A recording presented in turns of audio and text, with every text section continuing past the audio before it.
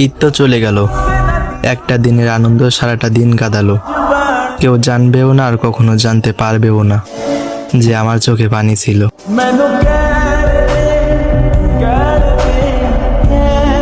আপনি কোন আত্মীয় স্বজনের কথা বলতেছেন আমায়?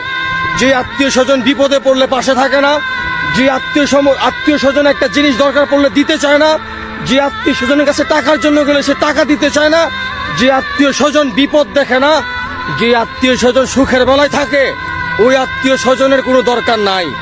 যে আত্মীয় স্বজন বিপদে পাশে থাকে, ওই আত্মীয় স্বজন।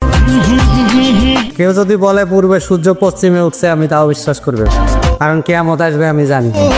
কেউ যদি বলে বেঈমান ভালো হয়ে গেছে, এটা আমি বিশ্বাস করব না, কারণ আমি জানি বেঈমান সিপাই পড়লে স্বভাব বদলায়, চরিত্র না।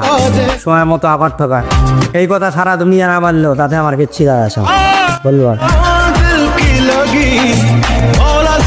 বাপের টাকা উড়াইয়া বড় হয়েছি, বাপে এখন আমার টাকা উড়াইব। আমি কেন আর এক বাবার মেয়ের পিছনে উড়াইতে যাবো?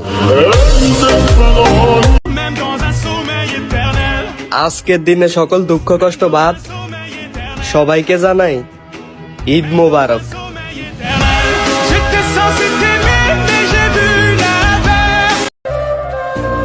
স্বার্থ আর অর্থ ছাড়া যদি একটা মানুষ আমার খোঁজ খবর নিত, বিশ্বাস করেন জান দিয়া লাইতাম তাগো জন্য।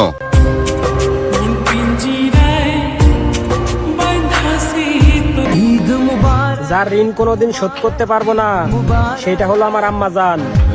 সবার আগে আমার পক্ষ থেকে তাকেই জানাই অগ্রিম ঈদের শুভেচ্ছা। ঈদ মুবারক আম্মা জান।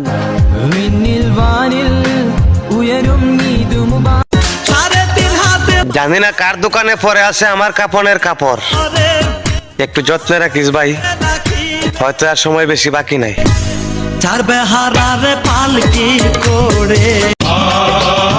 শুধু সাপ নয়, মানুষও বিষাক্ত হয়। সাপকে তো দূর থেকে চেনা যায়, কিন্তু মানুষকে কাছ থেকেও চেনা যায় না। ও হে আমার মালিক, তুমি সৃষ্টি করছো দুনিয়ার মানুষ সৃষ্টি করতেছে ভয়ঙ্কর ভয়ঙ্কর যন্ত্র, কিন্তু এখনো কেউ আবিষ্কার করতে পারে নাই মানুষ চেনার যন্ত্র।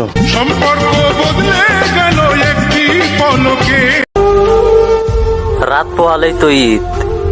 আমার এমন কোনো বন্ধু নাই যে ফোন দিয়া বলবে বন্ধু ঈদ মোবারক, তোর দাওয়াত রইল আমাদের বাড়িতে।